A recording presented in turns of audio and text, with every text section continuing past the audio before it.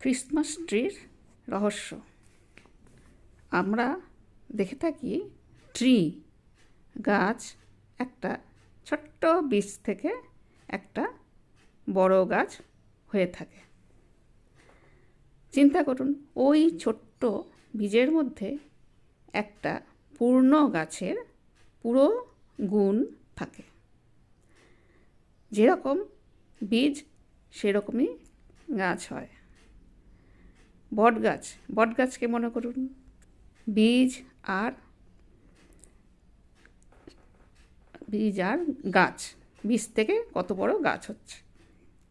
সেরকম আমাদের জীবনও একটা বীজ থেকে শুরু হয়। আবার প্রকৃতিও একই বীজ থেকে সেরকম শুরু হয়।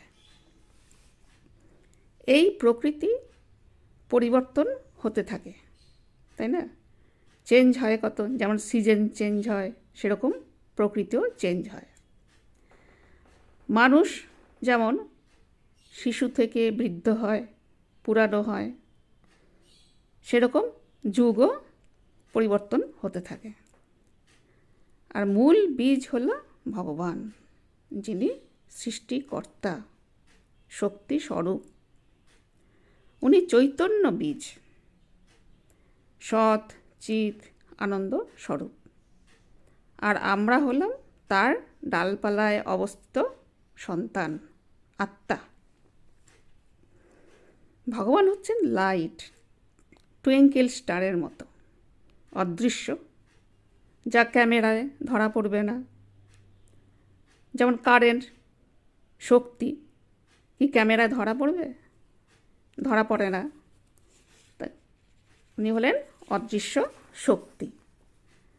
সবই ভগবান স্বয়ংভূ সব ব্রহ্মার দ্বারা এই বিস্তারিত রহস্য বলে থাকেন। উনি হলেন দেবদূত, যেখানে খ্রিস্টানরা বলে থাকে সান্তা ক্লজ। সাদা ড্রেস পরিহিত দেখায়।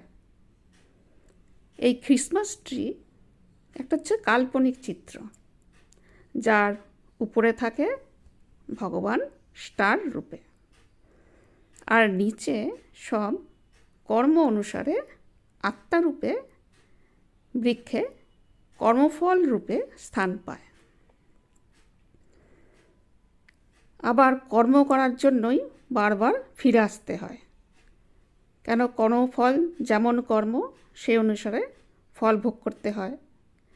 কিন্তু ভগবান যুগে যুগে কল্পে একবারই এসে পুনরায় তৈরি করে। এরকম ট্রি চলতেই থাকে। যেমন ট্রি পুরানো হয়ে যায়, আবার নতুন ট্রি হয়। এর নামই হলো ক্রিসমাস ট্রি। আজ এই পর্যন্ত। Happy Christmas.